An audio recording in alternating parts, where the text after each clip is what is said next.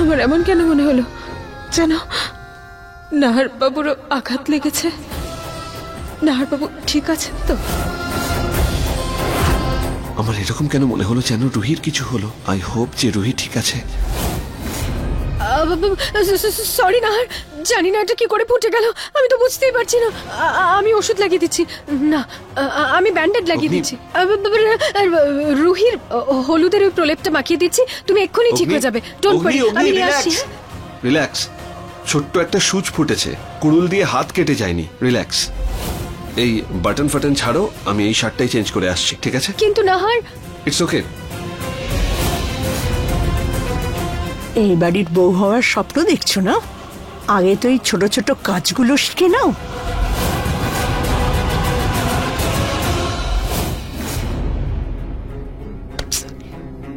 এই রুহি সবকিছুতে এতটা পারফেক্ট কি করে? ওর সাথে জিততে গেলে তো আমার প্রাণটাই বেরিয়ে যাবে। না না, নাহারের হৃদয় যদি আবার আমার জায়গা বানাতে হয় তাহলে আমাকে এসব করতেই হবে। না, আমি হেরে যেতে পারি না, তোমায় করতেই হবে Agni. You can do this. কি হয়েছে? এই আওয়াজ কিসের? ওই কিছু না ঠাম্মা, আসলে ঢাকাটা নিচে পড়ে গেছে। মনটা কোথায় আছে তোমার? একটা কাজও কি ঠিক করে করতে পারো না? প্রথমে মালিশকার ছবি নষ্ট করলে, আর এখন এই তরকারিটা পুড়িয়ে ফেললে, থালাটাও ফেলে দিয়েছে।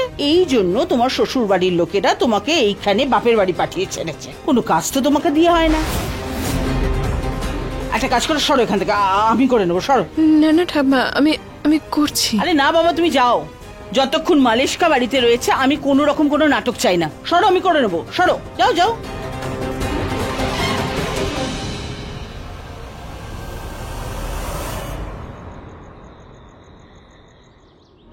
আমার নীল ফাইলটা কোথায় রাখলাম?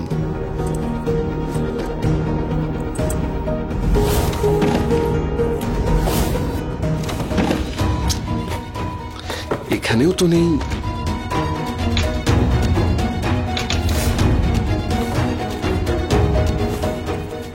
রুহি, রুহি, আরে আমার নীল ফাইলটা কোথায় গেল? কোথায় গেল রুহি? কি হলো নাহার? কি চাই? কোন ফাইলটা চাই? আমি খুঁজে দেব?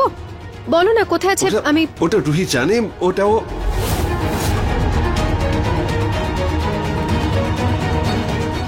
সরি, আমি ভুলে গিয়েছি যে রুহি এই বাড়িতে নেই।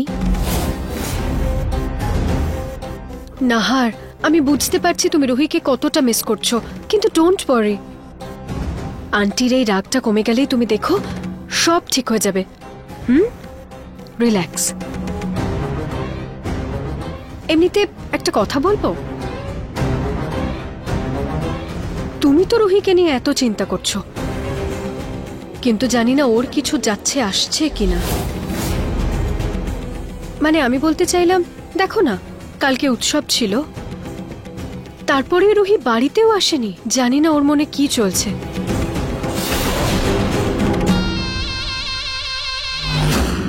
নাহার বাবু, কাল আমি মন্দিরে ইশারাতে বুঝতে পেরেছি যে আমার বাড়ি ফিরতে হবে, কিন্তু কিভাবে ফিরবো, কি করব? যদি আমি বাড়িতে ফিরি তখন মা রাগ করে চলে যাবেন, আর আর আমি আপনাকে কোনো রকমের দোটানার মধ্যে ফেলতে চাই না। হে দেবী মা, তুমি যখন আমায় পথ দেখিয়েছ, তখন তুমি বলো কি করে সেই পথে চলবো।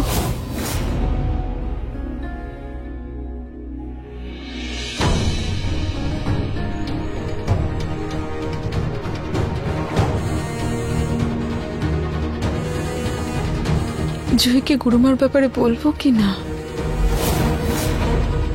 জুহি কাল আসলে মন্দিরে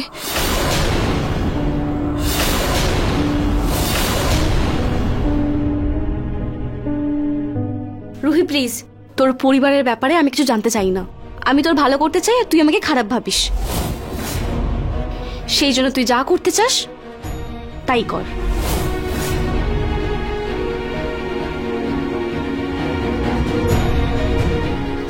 মা, তুমি একদম চিন্তা করো না, আমি জুহিকেও ঠিক মানিয়ে নেব আর আমার সম্পর্কও সামলে নেব। তাতে আমাকে তার জন্য যা করতে হয় করব।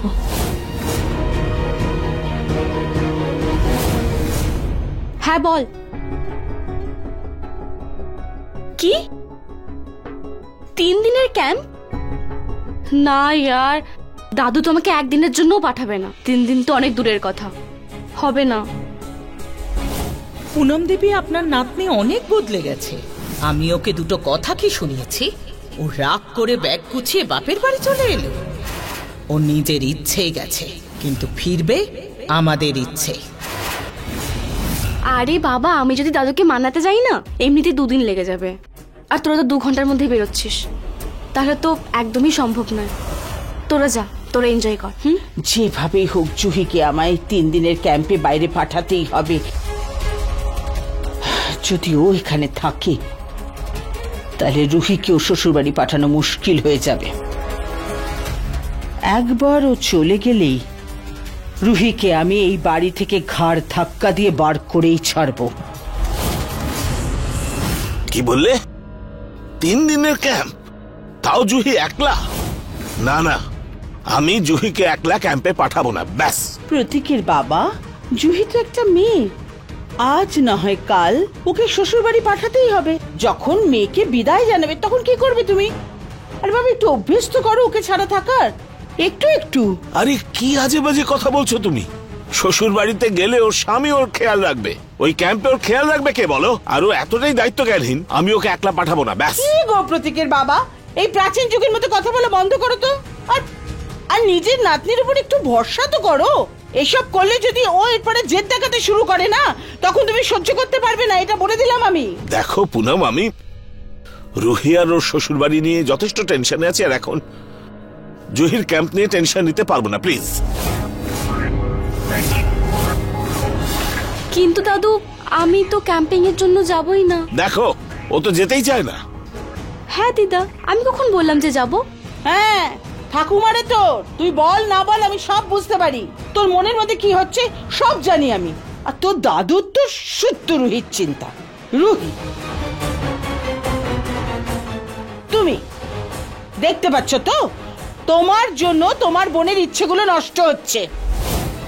তুমি তো নিজের জেদের বসে নিজের শ্বশুর বাড়ি ছেড়ে এখানে চলে এসে গেড়ে বসলে। তোমার দাদুর জুহির ওপরে কোনো ভরসা নেই শুধু তোমার জন্য। দেখো পুনম, ওদের দুজনের কথা সম্পূর্ণ ভিন্ন। যদি রুহি না থাকতো তাহলেও আমি জুহিকে ক্যাম্পে যেতে দিতাম না। ব্যাস। হ্যাঁ দাদু, আমি জানি জুহির মধ্যে একটু ছেলে মানুষই আছে, কিন্তু দাদু ও যথেষ্ট বুঝতার, নিজের খেয়াল নিজে রাখতে পারে। দাদু প্লিজ জুহিকে যেতে দাও না।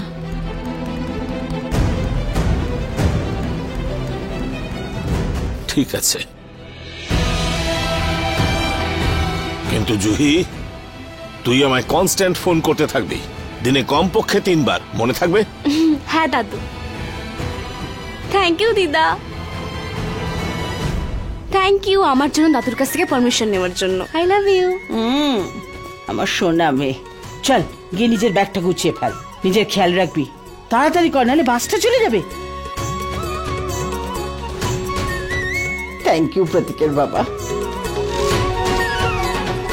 এবার রুহিকে ছাড়বো না। রুহিমা, তোর জুহির জন্য এত চিন্তা, কিন্তু আমার জন্য? দাদু তুমি আমায় নিয়ে চিন্তা করো না, আমার ঘনশ্যামের উপর সম্পূর্ণ বিশ্বাস আছে, তুমিও রাখো।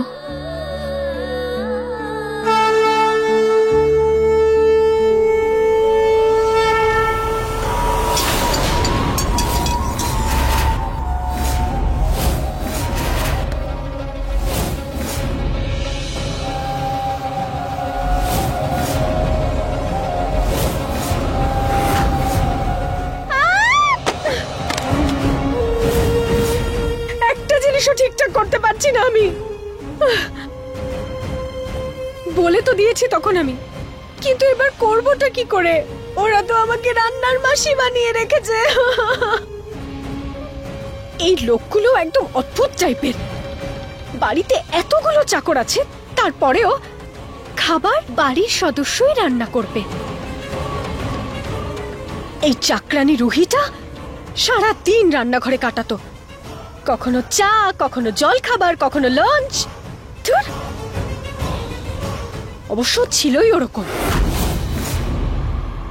কিন্তু আমি এই বাড়িতে চাকরানি নয়, মহারানী হতে এসেছি। আমার নাহারের মহারানী।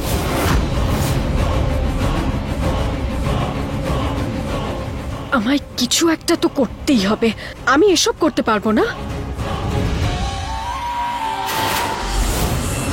নাহার বাবু, কেমন আছেন আপনি? আমি জানি আপনি একটি দ্বিধার মধ্যে রয়েছেন, কিন্তু ভরসা রাখুন, দেখবেন সব ঠিক হয়ে যাবে।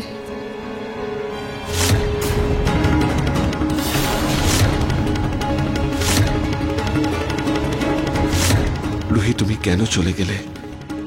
বলে গেলে না কেন?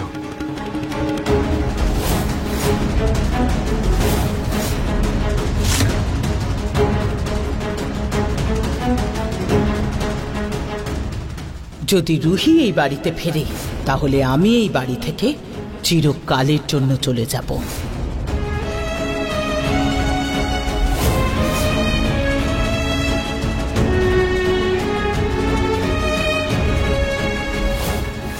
আপনি সরি অগ্নি, আমি একটু ক্লান্ত হয়ে পড়েছিলাম, তোমাকে সবকিছুই একলা করতে হলো। কোনো ব্যাপার নয় আন্টি, আমি সবাইকে খাবার সার্ভ করে দিচ্ছি।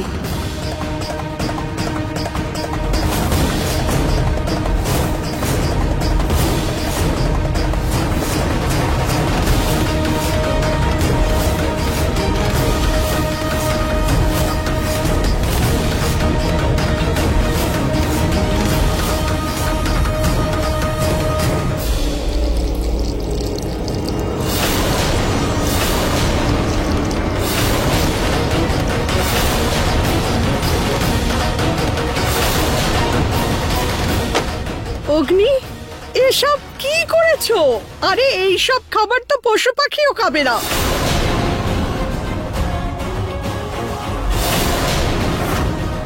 এই রুটি কাঁচা আছে, পুড়ে গেছে, সবজিও পুড়ে গেছে।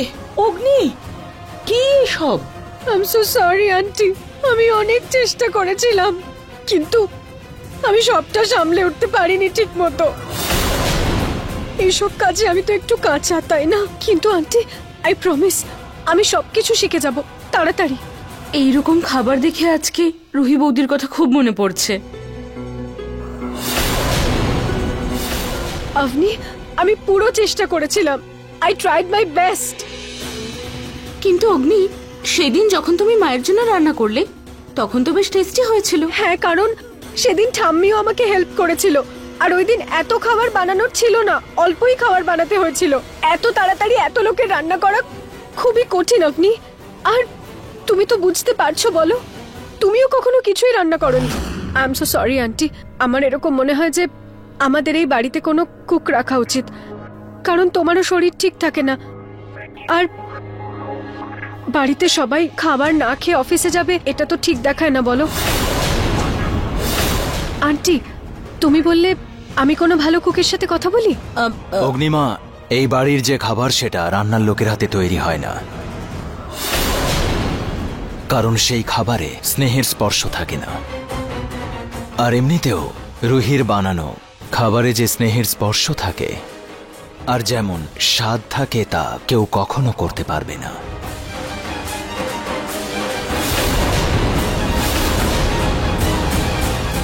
কিন্তু রুহি বৌদি তো বাড়িতেই নেই।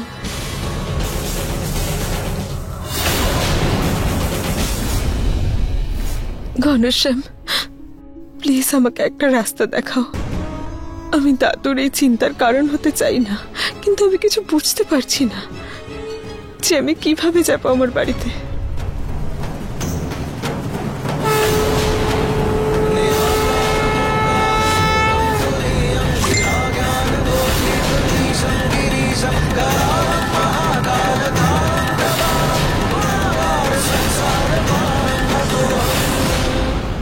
মালিশকা ম্যাডাম, আজ না আপনাকে গেস্ট রুমে বাথরুমে স্নান করতে হবে। আসলে আজকে আপনার ঘরের বাথরুমের জলের ট্যাঙ্কটা পরিষ্কার হচ্ছে, আজ ওখানে জল পাবেন না। ওকে, হোয়াট এভার। এমনিতেও ছোট বাড়িতে জলের সমস্যা তো থাকেই, তাই না? না ওরকম না, একদিনের ব্যাপার, ম্যানেজ করে নিন প্লিজ। ওই দিকে বাথরুমটা, ওই টাওয়েলটা সব ওখানে রেখে দিয়েছি আমি মালিশকা ম্যাডাম। থামে, তুমি এখানে কি করছো? তুমি জানো আমি এখানে বসে অফিসের কাজ করি, আমাকে অফিসের প্রেজেন্টেশন তৈরি করতে হবে। হ্যাঁ বাবা, কর না তোর প্রেজেন্ট, কে তোকে ডিস্টার্ব করছে? বস বস তো আগে, তুই আরাম করে বসে প্রেজেন্টেশন তৈরি কর, কোনো ভুল যেন না হয়। হ্যাঁ, বরং আমি তো বলবো যে ঘর থেকে বেরোবি না, এখানেই বসে থাক। আমি তোর জন্য কফি বানিয়ে নিয়ে আসছি, গরম গরম কফি। হ্যাঁ, খুব ভালো কাজ কর কর কর কর কর কর। হ্যাঁ,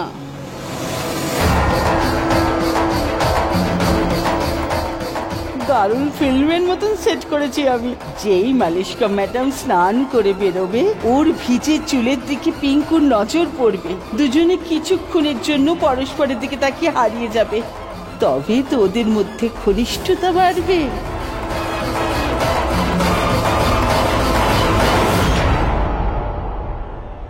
কোনো ব্যাপার না, আমি খাবার অর্ডার করে দিয়েছি, খানিকক্ষণ বাদেই চলে আসবে। কিন্তু জিজু, রোজ রোজ বাইরের খাবার খাওয়া ঠিক নয়।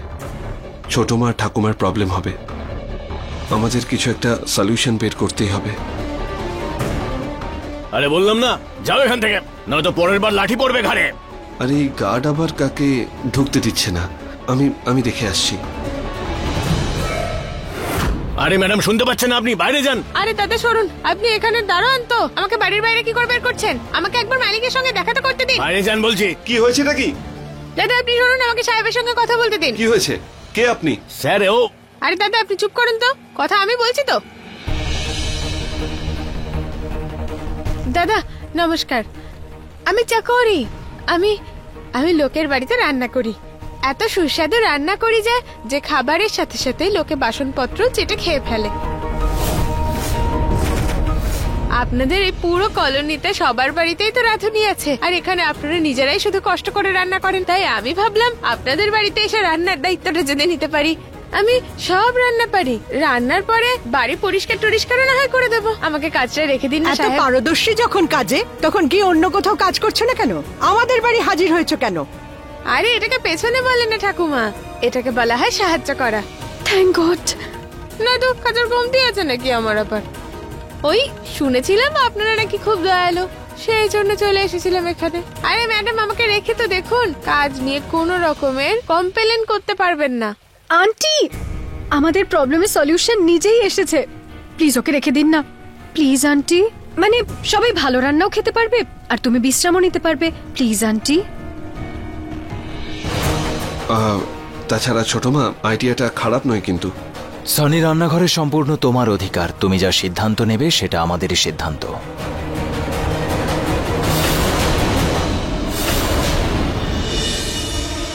মা দয়া করে আমাকে এই কাজে রেখে দিন না, আপনাকে একটাও কথা বলার জায়গা দেবো না আমি, আর আমার টাকারও খুব দরকার মা।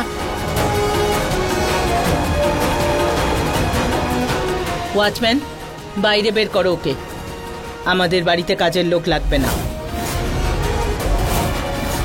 এখনো আমার হাত পা শক্ত আছে, আমি আমার পরিবারকে রান্না করে খাওয়াতে পারি।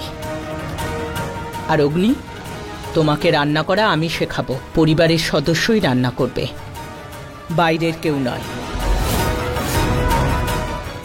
আরে মা, আমাকে একটা সুযোগ তো দিন আপনি। ঘনশ্যামের দিব্যি, পুরো মাথা খারাপ হয়ে যাবে আমার হাতের রান্না খেয়ে। বললাম না চাই না, যাও তুমি।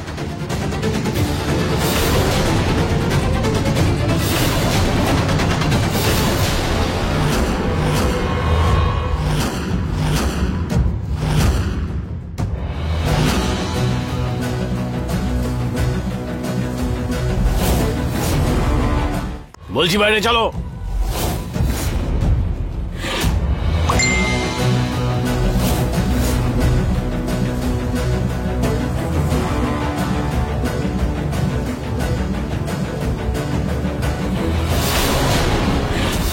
নাহার বাবুর মেসেজ। আমাদের রান্না করার জন্য কাউকে রাখা উচিত।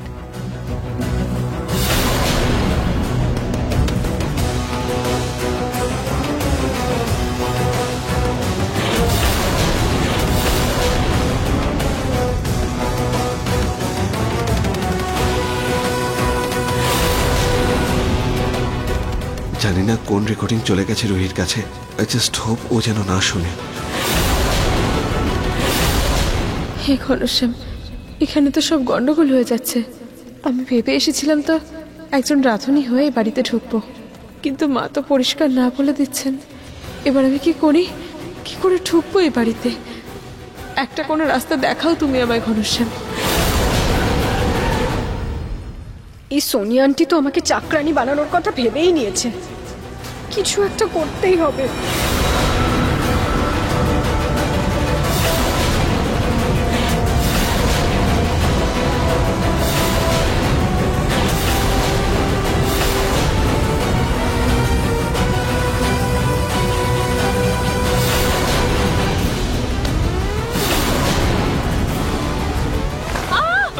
ছোট মা, ছোট মা।